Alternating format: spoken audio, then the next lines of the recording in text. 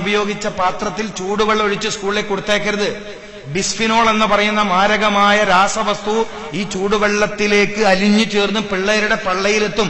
ചെറിയ കുഞ്ഞുങ്ങൾക്ക് വയറ്റിൽ ക്യാൻസർ വരും. ഒരുപക്ഷെ പിന്നീട് കല്യാണം കഴിച്ച കുട്ടികളാവാത്ത രോഗം വരും.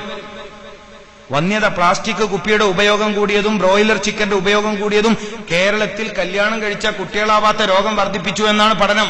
ഒന്നുകൂടി പറയട്ടെ, ബ്രോയിലർ ചിക്കന്റെ ഉപയോഗം കൂടിയതും പ്ലാസ്റ്റിക് ബോട്ടിലിന്റെ ഉപയോഗം കൂടിയതും കേരളത്തിൽ ഇൻഫെർട്ടിലിറ്റി, കല്യാണം കഴിച്ച കുഞ്ഞുങ്ങളാവാതാവുക എന്നുള്ള രോഗം വർദ്ധിപ്പിച്ചു. ക്യാൻസർ വർദ്ധിപ്പിച്ചു. മെലാനിൻ പോലത്തെ രാസവസ്തു, പ്ലാസ്റ്റിക്കിന്റെ ഒരു പ്രശ്നം എന്താ? മെലാനിൻ പോലത്തെ രാസവസ്തു. നമ്മൾ മനസ്സിലാക്കേണ്ട കാര്യങ്ങളാണ്. അപ്പൊ പരമാവധി ജീവിതത്തിൽ ശുദ്ധി പാലിക്കുക, കുടിക്കണ വെള്ളം സൂക്ഷിക്കുക. ചെറുപ്പക്കാര് ശരീരത്തിന് ഗുണം ചെയ്യുന്ന വെള്ളം കുടിക്കുക. ഇപ്പൊ റമദാൻ വരാൻ പോവാണ്. തടുത്ത പാനീയം ഉപയോഗിക്കില്ല എന്ന് പ്രതിജ്ഞ എടുക്കണം. ഏറ്റവും ചുരുക്കിയത് ഈ പരിപാടിയുടെ സംഘാടകരെങ്കിലും അത് തീരുമാനിക്കണം.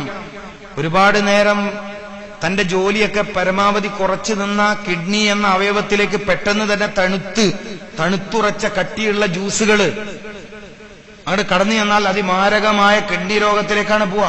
കേരളത്തിൽ ഒരു 10 കൊല്ലത്തിന് ഇപ്പറാണ് വ്യാപകമായി കിഡ്നി രോഗം ഉണ്ടായത്. ഒരു മാസം 1,20,000-ൽ പരം ആളുകൾക്ക് കിഡ്നി രോഗം കേരളത്തിൽ ഇത്ര കണ്ട് വളരാൻ കാരണം എന്തേ? ജ്യൂസിന്റെ കുടി, അസീറുകൾ. പൂർവികരായ ഇമാമിങ്ങൾ എഴുതി വെച്ച കിതാബുകളിൽ കാണുന്നില്ലേ, പഴങ്ങൾ ചാറാക്കി ഉപയോഗിക്കരുത്. എന്തുകൊണ്ടാ? പ്രശ്നമാണ്. പലപ്പോഴും അതിന്റെ നാരുകൾ എത്തൂല്ല. അപ്പൊ ഓറഞ്ച് ജ്യൂസ് അടിച്ചു വാങ്ങി അതിന്റെ നാരടിച്ചിട്ടാവൻ തരുന്നത്. ഈ നാര് ശരീരത്തിലെത്തണ്ടേ? മുസംബി ജ്യൂസ് അടിച്ചു, അതിന്റെ നാര് കിട്ടട്ടോ നമുക്ക്? ആ നാരുകൾ അവൻ അരിച്ചെടുത്തത് കളയാണ്. പഴങ്ങളായി കഴിക്കുക, പഴങ്ങളായി കഴിക്കണം. റമദാൻ വരുന്നതുകൊണ്ടാണ് ഞാൻ പറഞ്ഞത്, റമദാനിൽ നിങ്ങൾ ജ്യൂസ് കുടിക്കൂല എന്ന് ഈ വർഷം തീരുമാനിക്കണം. ഏറ്റവും ചുരുക്കിയതിന്റെ സംഘാടകരങ്ങൾ തീരുമാനിക്കണം.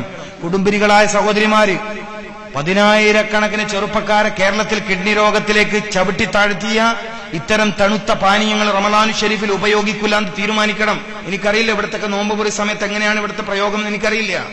ഞങ്ങളുടെയൊക്കെ ഭാഗത്ത് നോമ്പ് മുറി സമയത്ത് ചൂടുള്ള കഞ്ഞി ഉണ്ടാവും, ചൂടുള്ള ചായ ഉണ്ടാവും, തണുത്ത ജ്യൂസ് ഉണ്ടാവും, നാരങ്ങാവെള്ളം ഉണ്ടാവും, പല കോലത്തുള്ള പാനീയങ്ങൾ ഉണ്ടാവും. നോമ്പ് മുറിക്കുന്ന സമയത്ത് ഇതിനൊന്നും പ്രസക്തിയില്ല. ഈത്തപ്പഴം, വെള്ളം, നിസ്കാരം, ദുആ, മഗ്രിബിന്റെ സമയത്തുള്ള ദുആന്റെ സമയം നഷ്ടപ്പെടുത്താണ്. തിന്നാനും കുടിക്കാനുള്ള ഉത്സാഹം പറഞ്ഞിട്ട് മസ്ജിദുകളിൽ നടക്കുന്ന നോമ്പ് തുറയിൽ വരെ ബാങ്കിന്റെ തൊട്ടു മുമ്പുള്ള അനുഗ്രഹീതമായ സമയത്ത് ദുആ ചെയ്യുന്ന ആളുകളെ കാണാനില്ല എന്ന്.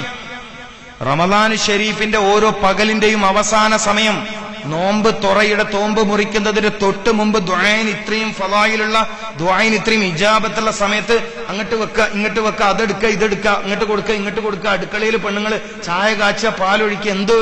എന്ത് റമദാനാണെന്ന് മനസ്സിലാക്കിയിട്ട്, തിന്നാനും കുടിക്കാനുള്ള മാസമല്ല എന്ന് മനസ്സിലാക്കിയിട്ട്, ഇബാദത്ത് എങ്ങനെയാണ് ചെയ്യേണ്ടത് എന്ന് മനസ്സിലാക്കിയിട്ട് ഒരു ചിട്ട വരുത്തണം എന്റെ ഈ ഉമ്മത്ത് സമുദായം. ഇബാദത്തുകൾ എങ്ങനെയാ കൊണ്ടു നടക്കേണ്ടത്? ആരാധനാ മാസത്തെ എങ്ങനെയാ കൊണ്ടു നടക്കേണ്ടത്? തിന്നാനും കുടിക്കാനുള്ള കാര്യങ്ങൾ പറഞ്ഞു മഗ്രിബിന്റെ തൊട്ട് ബാങ്ക് കൊടുക്കുന്നതിന്റെ തൊട്ട് മുമ്പ് ദുആഇന് ഇജാബത്തുള്ള സമയത്ത് വളരെ ഭയഭക്തിയോടുകൂടി നോമ്പുറിക്കാനുള്ള ഈത്തപ്പഴവും വെള്ളവും വെച്ച് അള്ളാഹിന്റെ മുമ്പിലേക്ക് കൈ ഉയർത്തേണ്ട സമയത്ത് അത് കിട്ടിയോ, ഇത് കിട്ടിയോ, അപ്പുറം വെച്ചോ ഇപ്പുറം വെച്ചോ എന്ന് വർത്താനം പറഞ്ഞിട്ട് പള്ളിയിലടക്കം പിന്നെ എവിടെയാ ദീനുണ്ടാവേണ്ടത്? പള്ളിന്റെ മുറ്റത്ത് ദീനില്ലേ, പിന്നെ എവിടെയാണ് ദീനുണ്ടാവുക? നിങ്ങൾ പറയും. പള്ളി പരിപാലിക്കുന്ന ആളുകൾ, പള്ളി നിയന്ത്രിക്കുന്ന ആളാണ് മറുപടി പറയേണ്ടത്. പള്ളിന്റെ മുറ്റത്ത് ദീനില്ലേ, പിന്നെ എവിടെയാണ് ദീനുണ്ടാവുക? എന്നിട്ട് വീട്ടുകാരെ കുറ്റം പറയാം, നാട്ടുകാരെ കുറ്റം പറയാം.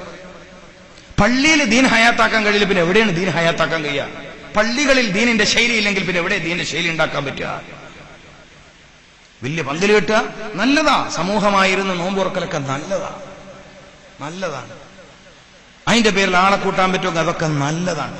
പക്ഷേ ഷറഫാക്കപ്പെട്ട മഗ്രിബിന്റെ സമയത്ത് ദുആ എന്ന പ്രസക്തമായ കാര്യത്തെ എന്തിനാ മാറ്റിവെക്കണത്? എന്ത് മാനദണ്ഡം വെച്ചിട്ടാ മാറ്റിവെക്കണത്? നോമ്പ് തുറയും നോമ്പ് ഇസ്ലാമിന്റേതാണ്, നോമ്പ് മുറിയും ഇസ്ലാമിന്റേതാണ്. അതിന് മുൻഗാമികളുടെ ഒരു ശൈലി നോമ്പ് മുറിക്കുന്ന ആളുകൾ പഠിച്ചു വെക്കണം. അള്ളാഹു ഈ വർഷത്തെ റമദാൻ ഷരീഫിലെ മഗ്രിബിന്റെ നേരം പൂർവികർ എങ്ങനെയാണോ മഗ്രിബിനെ ഉപയോഗപ്പെടുത്തിയത് അതുപോലെ ഉപയോഗപ്പെടുത്താൻ ഇവിടെയുള്ള മസ്ജിദിന്റെ അഹ്ലുകാർക്കും മൊത്തം മസ്ജിദിന്റെ അഹ്ലുകാർക്കും അള്ളാഹു തൗഫീഖ് നൽകട്ടെ. ദ്വാരക്കാണ്, സങ്കടം കൊണ്ട് ദ്വാരക്കാണ്. ഈ ഉമ്മത്ത് അതിന്റെ സാംസ്കാരിക കേന്ദ്രത്തിൽ മർക്കസിൽ ഉമ്മയാണ് മസ്ജിദ്. ഇസ്ലാമിക സമൂഹത്തിന്റെ മർക്കസുൽ ഉമ്മ, ഈ ഉമ്മത്തിന്റെ സാംസ്കാരിക നിലയമാണ് മസ്ജിദ്. അവിടെ ദീൻ ഹയാത്താവണം. അത് കണ്ടിട്ട് ചുറ്റുള്ള വീടുകളിൽ ദീൻ ഹയാത്താവണം. അതിന്റെ ചുറ്റുള്ള വീടുകളിൽ ദീൻ ഹയാത്താവണം. അള്ളാഹു അങ്ങനെ ഒരു അസുലഭ മുഹൂർത്തം. പള്ളിന്റെ അടുത്ത് വീടെടുക്കാൻ പറഞ്ഞ എന്തോട്ടാ? വീടെടുക്കുമ്പോൾ കന്നിമൂല നോക്കാനല്ല പറഞ്ഞു, പള്ളിന്റെ അടുത്ത് വീടെടുക്കാനാ പറഞ്ഞ. കന്നിമൂല, കഞ്ഞിന്റെ വെള്ളം കുടിക്കാനല്ലേ കന്നിമൂല. ഇല്ലാത്ത അന്ധവിശ്വാസവും അനാചാരവും പറഞ്ഞ് മനുഷ്യന്മാരെ ഇടങ്ങറാക്കണം. കന്നിമൂല കിതാബ് പറയാത്ത കാര്യം അത് നോക്കണതേ. പെണ്ണുങ്ങന്മാർക്ക് ഭയങ്കര സംഭവം. കന്നിമൂലക്ക് കക്കൂസ്, അവിടെ തന്നെ കക്കൂസാക്കണ്ട്. ഇല്ലാത്ത അന്ധവിശ്വാസത്തിന് പ്രചാരം കൊടുക്കുക. അതിലൊക്കെ എന്താ ഷർത്ത്, അതിലൊക്കെ എന്താ പിടുത്തം, എന്തായി കൗമ കാണിക്കൊടുക്കുന്നത്? വീടെടുക്കണോ കന്നിമൂല? വീടെടുക്കുമ്പോ പള്ളിന്റെ അടുത്തെടുക്കും, പള്ളിന്റെ അടുത്തെടുക്കുക. കോലായി വലുതാക്കുക. കോലായി എന്ന് പറഞ്ഞാൽ എന്താ ഇവിടെ പറയാം? ആള് കയറി വരുന്ന സ്ഥലം വലുതാക്കുക, റൂം ചെറുതാക്കുക. ഇതൊന്നും ആർക്കും വിഷയമല്ല. കോലായി ഒരു ഓട്ടോറിക്ഷ വെക്കാൻ പോലും കഴിയില്ല. അജ്ജാതി ചെറിയ കോലായി. ഇതൊന്നും വന്ന് ഇരിക്കണ്ട, മതി. വർക്ക് സ്ഥലമില്ല, ബർക്കത്ത് ഉണ്ടാവില്ല വീട്ടില്, ബർക്കത്ത് ഉണ്ടാവില്ല. വീടെടുക്കുമ്പോ കോലായിക്ക് നീളം വേണം. പഴയകാലത്തെ വീട് കണ്ടില്ല നിങ്ങള്? പഴയകാലത്തെ വീടിന് ഏറ്റവും വലിയ കോലായി അടുക്കള, മനുഷ്യന്മാരിരിക്കുന്ന സ്ഥലം, എല്ലാവരും വന്നിരിക്കുന്ന സ്ഥലമൊക്കെ വലുത്. ഇവന്റെ കെട്ടിയോൾ ഉറങ്ങുന്നതോ ചെറിയ റൂം. നിങ്ങൾ പഴയ കാലത്തെ മാളിക വീട് ഇപ്പോഴും നോക്കിക്കോളി. ഇപ്പൊ വീട് വലിയ ബെഡ്റൂം വലുത്, അതിനേക്കാൾ വലിയ ബാത്റൂം. ആകെയുള്ള വലിയ മെയിൻ പരിപാടി അതാണ്. വലിയൊരു ബെഡ്റൂമും അതിനേക്കാൾ വലിയൊരു ബാത്റൂം, എന്നിട്ട് ബാത്ത് അറ്റാച്ച്ഡ് റൂം.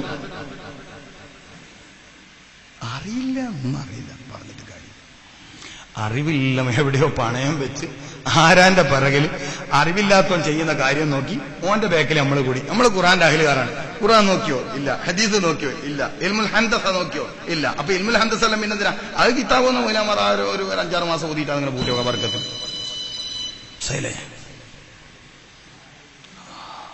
ശൈലി. പരമാവധി ഇതൊക്കെ പഠിക്കണം നമ്മൾ. അപ്പൊ ഏതായാലും ഈ വർഷത്തെ റമദാനു ഷരീഫിൽ ഈ കാര്യം കൂടി നിങ്ങളൊന്ന് പരിഗണിക്കണം. നോമ്പ് മുറിക്കുന്ന സമയത്ത് ഈ കാര്യങ്ങൾ കൂടി പരിഗണിക്കണം. അള്ളാഹു തൗഫീഖ് നൽകട്ടെ. ഏതായാലും നല്ല ഭക്ഷണത്തെ തെരഞ്ഞെടുത്ത് കഴിക്കുക. ശരീരത്തിന് ദോഷം ചെയ്യുന്ന ഭക്ഷണങ്ങൾ ഉപേക്ഷിക്കാൻ തയ്യാറാവുക. തണുത്തതും ചൂടുള്ളതും ദയവേത് നിങ്ങൾ ഒന്നിച്ച് കഴിക്കരുത്. അതൊക്കെ നോമ്പിൽ വരുന്ന ഫസാദുകളാണ്. നോമ്പ് കാലത്ത് ഈ ഫസാദൊക്കെ വരും. നല്ല തണുത്ത ജ്യൂസ് കുടിച്ച് ഏതായാലും പലഹാരം കഴിക്കില്ല, ഒരു ഗ്ലാസ് ചായ വെച്ചാളി, ഒരു ഗ്ലാസ് ചായ വെച്ചാളി എന്ന് പറയുന്ന സ്വഭാവം ഉണ്ടെങ്കിൽ വലിയ അബദ്ധമാണ്. തണുപ്പ് കഴിച്ചതോടൊപ്പം ചൂട് കഴിക്കരുത്, ചൂട് കഴിച്ചതോടൊപ്പം തണുപ്പ് കഴിക്കരുത്. പുളിയുള്ളത് കഴിച്ചതോടൊപ്പം മധുരം പറ്റൂല, മധുരത്തിനോടൊപ്പം പുളി പറ്റൂല. മത്സ്യത്തോടൊപ്പം മാംസം പറ്റൂല, മത്സ്യത്തോടൊപ്പം പാല് പറ്റൂല. മത്സ്യത്തിന്റെ കറികൂട്ടിങ്ങൾ പ്രാതൽ കഴിക്കാണ്, രാവിലെ നാസ്ത കഴിക്കാണ്, പാലൊഴിച്ച ചായ കുടിക്കരുത്. അപ്പൊ മത്സ്യത്തോടൊപ്പം പാല് പറ്റൂല. ചിക്കനോടൊപ്പം തൈര് പറ്റൂല. കോഴി ബിരിയാണി കഴിക്കുമ്പോൾ തൈര് വേണ്ട. പിന്നെ സലാഡ് കഴിക്കേണ്ടത് ബിരിയാണിന്റെ കൂടെയല്ല, ബിരിയാണിക്ക് മുന്നെയാണ്. എല്ലാ ഭക്ഷണത്തിന്റെയും മുന്നെയാണ് സലാഡ് കഴിക്കേണ്ടത്. ഇത്തിരി ഉള്ളിയും ഇത്തിരി ക്യാരറ്റും കക്കിരിയും ഒക്കെ മുറിച്ചിട്ടിട്ട് ചെറുനാരങ്ങൊക്കെ പിഴിഞ്ഞ് അതിനൊന്ന് രുചിപ്പെടുത്തി എല്ലാ ഭക്ഷണത്തിന്റെ മുമ്പ് അല്പം കഴിക്കാൻ പറ്റുമെങ്കിൽ കൊളസ്ട്രോളിനൊന്നും കംപ്ലൈന്റ് ഉണ്ടാവില്ല. നമ്മൾ അതിലും തെറ്റായ ശൈലിയാണ് ഉപയോഗിക്കുന്നത്. എല്ലാം കൂടി മിക്സ് ചെയ്ത് കഴിക്കുക. വെന്തതും വേവാത്തതും ഒന്നിച്ച് പാടില്ല. പുളിയുള്ളതും മധുരമുള്ളതും ഒന്നിച്ച് പാടില്ല. പഴങ്ങൾ ഭക്ഷണത്തിന് മുമ്പേ കഴിക്കുന്ന ശീലം നമ്മൾ നടപ്പിൽ വരുത്തണം. പഴവർഗ്ഗങ്ങൾ ഭക്ഷണത്തിന് മുമ്പേ കഴിക്കണം. വേവാത്ത ഭക്ഷണം വെന്ത ഭക്ഷണത്തിന് മുമ്പേ കഴിക്കണം. ഇതൊക്കെയാണ് സുന്നത്ത്. ഞാൻ പറയുന്നത് സുന്നത്തായ കാര്യങ്ങളാണ്. ഹബീബായ റസൂലുള്ളാഹി സ്വല്ലല്ലാഹു അലൈഹി വസല്ലമ തങ്ങളുമായി ബന്ധപ്പെട്ട കാര്യങ്ങളാണ്. ഒരു തവണ മിനാ കുന്നിന്റെ മുകളിൽ ഹജ്ജിന് വേണ്ടി ഒരുമിച്ച് കൂടിയപ്പോ നേരത്തെ പറഞ്ഞ മഹാനായ ഏഴുമല തങ്ങൾ പറഞ്ഞു, നീ കുറച്ചെന്തെങ്കിലും വയലു പറയുന്നത്. ഞാൻ പോയിട്ട് ഈ കാര്യങ്ങളൊക്കെ പറഞ്ഞ അദ്ദേഹത്തിന് വലിയ സന്തോഷമായി. ഇതെല്ലാം പറഞ്ഞത് മൂപ്പർ പറഞ്ഞ എന്റെ പിതാവ് എഴുതിയൊരു കിതാബുണ്ട്, ആദാബുൽ അക്കിൽ. ആ കിതാബിന്റെ പേര് മൂപ്പർ പറയണം, ഏഴുമല തങ്ങൾ പറയാണ്, എന്റെ പിതാവ് എഴുതിയൊരു കിതാബുണ്ട്, ആദാബുൽ അക്കിൽ. ഇതൊക്കെ പൂർവികരായ ആളുകൾ പറയുകയും പറഞ്ഞു കൊടുക്കുകയും ചെയ്തിരുന്നു. ഇന്ന് ജനങ്ങൾക്ക് ഈ കാര്യത്തിലൊന്നും ഒരുപ്പെടുത്തി എന്തും തിന്നാം, എങ്ങനെയും തിന്നാം എന്നുള്ളിടത്തെത്തി. അങ്ങനെ നിത്യരോഗിയായി, രോഗത്തിന്റെ ദുരിതത്തിലായി, ഭക്ഷണം കഴിച്ച് രോഗിയായി, മരുന്ന് കുടിച്ച് രോഗത്തിന്റെ വർധനമുണ്ടാക്കി ഇടങ്ങേറാവുകയാണ് മനുഷ്യന്മാർ. ഞാൻ പറഞ്ഞ പ്രയോഗം മനസ്സിലായോ? ഭക്ഷണം കഴിച്ച് രോഗിയായി, മരുന്ന് കുടിച്ച് രോഗം വർദ്ധിപ്പിച്ചു. ഇതാണ് ജനങ്ങളുടെ അവസ്ഥ. ഈ ദുരിതത്തിന് അവസാനം വരണമെങ്കിൽ, ഈ ദുരിതത്തിന് പ്രയാസത്തിന് അവസാനം വരണമെങ്കിൽ ഖുർആന്റെ ഹദീസിന്റെ സയൻസുകൾ, ഖുർആന്റെയും ഹദീസിന്റെയും ശാസ്ത്ര വീക്ഷണങ്ങൾ ജനങ്ങൾക്കിടയിൽ വ്യാപകമാവണം. അള്ളാഹു അതിന് തൗഫീക്ക് നൽകട്ടെ. ഇത്തരം കാര്യങ്ങളൊക്കെ നിങ്ങളൊന്ന് ശ്രദ്ധിച്ചേക്കണം. രാത്രി നേരത്തെ ഭക്ഷണം കഴിക്കുന്ന ശീലം നിങ്ങളിൽ ഉണ്ടോയെന്ന് എനിക്കറിയില്ല. രാത്രി നേരത്തെ ഭക്ഷണം കഴിക്കുന്ന ശീലം ഉണ്ടാക്കണം. ഞാൻ നേരത്തെ പറഞ്ഞു, എപ്പോഴാ ഭക്ഷണം കഴിക്കേണ്ടതെന്ന് വെച്ചാൽ വിശക്കുമ്പോഴാണ് ഭക്ഷണം കഴിക്കേണ്ടത്. അപ്പൊ രാവിലെ എന്തായാലും എല്ലാവർക്കും വിശപ്പുണ്ടാവും, മഗ്‌രിബിന്റെ സമയത്തും എല്ലാവർക്കും വിശപ്പുണ്ടാവും. പ്രകൃതിപരമായി എല്ലാവർക്കും വിശപ്പ് വരാൻ സാധ്യതയുള്ള 2 സമയത്താണ്. ഒന്ന് സുബഹ് കഴിഞ്ഞ ഉടനെ, മറ്റൊന്ന് മഗ്രിബിന്റെ ഉടനെ. ഈ 2 സമയത്ത് ഭക്ഷണം പ്രത്യേകം എടുത്തു പറഞ്ഞു. ഫുത്തൂർ അശ, ഫുത്തൂർ അശ, പ്രഭാത ഭക്ഷണം, രാത്രി ഭക്ഷണം. അപ്പൊ മഗ്രിബ് നിസ്കാരം കഴിഞ്ഞ് നിങ്ങൾ എല്ലാവരും രാത്രി ഭക്ഷണം കഴിക്കാൻ ഉള്ള ഒരു സൗകര്യം ഉണ്ടാക്കുക. പ്രത്യേകിച്ച് സ്ത്രീകൾക്കത് കഴിയും, സഹോദരിമാർക്കത് കഴിയും. ഭക്ഷണം കഴിച്ചാൽ 3 മണിക്കൂറെങ്കിലും ഉറങ്ങാൻ പാടില്ല. നമ്മൾ ഈ 10 മണിക്ക് ഭക്ഷണം കഴിച്ചാൽ പിന്നെ എപ്പോഴും ഉറങ്ങാം? 1 മണിക്കോ? ഭക്ഷണം കഴിച്ചാൽ 3 മണിക്കൂർ നേരം ശരീരത്തിന് ഉറക്കം പാടില്ല എന്നാണ് ശാസ്ത്രം. കാരണം ഭക്ഷണം കഴിച്ച സമയത്ത് രക്തത്തിന് ഭക്ഷണത്തിന്റെ ദഹനത്തിലാണ് ശ്രദ്ധിക്കാൻ കഴിയുന്നത്. ഇനി ഒരാൾ ഭക്ഷണം കഴിച്ച ഉടനെ ഉറക്കിലേക്ക് പോയാൽ അയാൾ രോഗിയായി തീരും. ചില ആളുകളൊക്കെ രോഗം ഇങ്ങനെ എപ്പോഴും നിലനിൽക്കുന്നതുകൊണ്ടാ മൂപ്പറുടെ ഡയലോഗ്, ഉച്ചക്ക് ചോറ് വെച്ചിട്ട് ലേശം ഉറങ്ങിയിട്ട് എനിക്ക് തലക്കൊരു കനാന്ന്. ആ കനം ചെയ്ത്താനിരുന്ന കന മനസ്സിലായിട്ടില്ല. ചില വമ്പന്മാര് പറയുന്ന വർത്താനം, ഉച്ചക്ക് ഊണ് കഴിച്ചവർക്ക് ലേശം കണ്ണിയുമണോന്ന്. എനിക്ക് വേഗം നല്ലോണം കണ്ണിയുമ, നാട്ടുകാർ വേഗം ജീവിതത്തിൽ. പകല് ഉറങ്ങാൻ പറ്റുന്ന സമയം എപ്പോഴാണ്? ളുഹർ ബാങ്കിന്റെ മുമ്പാണ്. അത് തന്നെ ആർക്കാ അനുവദിക്കപ്പെട്ടത്? കൈലൂലത്തിന്റെ ഉറക്കം എന്ന് പറഞ്ഞിട്ട് ആർക്കാ അനുവദിക്കപ്പെട്ടത്? തഹജ്ജുദിൽ ഉണർന്ന മഹാന്മാർക്കാണ്, ഭാഗ്യവാന്മാർക്കാണ്.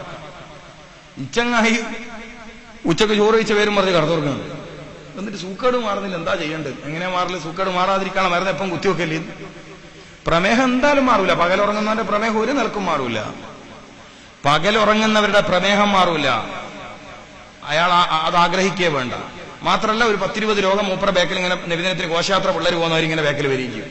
കണ്ണിന് കാഴ്ച കുറയുക, കാലിന്റെ തടിഭാഗത്തേക്കുള്ള രക്തത്തിന്റെ കുറവ്, രക്തത്തിന്റെ സർക്കുലേഷൻ കുറയുക, അങ്ങനെ ഒരു 10-20ഓളം ദുരിതങ്ങൾ വന്നിട്ട് ഈ മനുഷ്യരാകെ ജീവിതത്തിൽ ഇടങ്ങാറാവും. അല്ലാഹു നമ്മളെ കാത്തിരക്ഷിക്കട്ടെ. ശ്രദ്ധിച്ചോളി, നിങ്ങൾ ശ്രദ്ധിച്ചോളി. കാര്യങ്ങൾ കേട്ടിട്ട് മാത്രം കാര്യമില്ല. തൗഫീഖ് അള്ളാഹു തരട്ടെ, അള്ളാഹു തൗഫീഖ് തരട്ടെ, അള്ളാഹു നമുക്ക് തൗഫീഖ് പ്രദാനം ചെയ്യട്ടെ. ഉറങ്ങേണ്ട സമയം രാത്രി, ജോലി ചെയ്യേണ്ട സമയം പകല്, ഇതൊക്കെ മനസ്സിലാക്കണം. ഇനി രാത്രി ഹൈറായ കാര്യങ്ങൾക്ക് വേണ്ടി ഒരാൾക്ക് ഉറക്കൊഴിച്ചു, ഹൈറായ ഇൽമു പഠിക്കുക, ദിക്റിന്റെ മജ്ലിസിൽ ഒരുമിച്ചൂടാ, പോലത്തെ ഹൈറായ കാര്യങ്ങൾക്ക് വേണ്ടി ഒരാൾ ഉറക്കൊഴിച്ചാൽ പകൽ ഉറങ്ങാം. സൂര്യോദയം കഴിഞ്ഞ് ളുഹാന്റെയും മറ്റൊക്കെ സമയം കഴിഞ്ഞ് ളുഹറിന്റെ തൊട്ട് മുമ്പ് ഒരല്പം ഉറങ്ങാം, ക്ഷീണം മാറ്റാൻ. അത് ഹൈറായ കാര്യത്തിന് അത് പ്രത്യേകം സൂക്ഷിക്കണം. കല്യാണത്തിന്റെ തലേന്ന് ഉറക്കൊഴിഞ്ഞാലല്ല, അങ്ങനെ ഒരു ഉറക്കൊയിലും ദീൻ തേടിയില്ല. കല്യാണത്തിന്റെ തലേന്ന് ഉറക്കൊയിൽ, മൈലാഞ്ചിന്റെ ഉറക്കൊയിൽ, മനസ്സിലായില്ലേ? അപ്പൊ ആ കാര്യം നിങ്ങൾ മനസ്സിലാക്കണം. അസ്റിന് ശേഷം പ്രത്യേകം ശ്രദ്ധിക്കണം. അപ്പൊ രാവിലെ ഭക്ഷണം കഴിക്കുക, രാത്രി ഭക്ഷണം കഴിക്കുക. രാത്രി ഭക്ഷണം ഉപേക്ഷിക്കരുതെന്ന് പ്രത്യേക റസൂൽ പറഞ്ഞു. രാത്രി ഭക്ഷണത്തെ നിങ്ങൾ ഉപേക്ഷിക്കരുതെന്ന് മുഹമ്മദ് റസൂൽ. അത് നിങ്ങളിലേക്ക് വാർദ്ധക്യത്തെ വലിച്ചു കൊണ്ടുവരും. രാത്രി ഭക്ഷണത്തെ ഉപേക്ഷിക്കുന്നത് വാർദ്ധക്യത്തെ നിങ്ങളിലേക്ക് വലിച്ചുകൊണ്ടുവരും. നിങ്ങൾ ചെറിയ പ്രായമാണ്, വയസ്സന്മാരെ സ്വഭാവം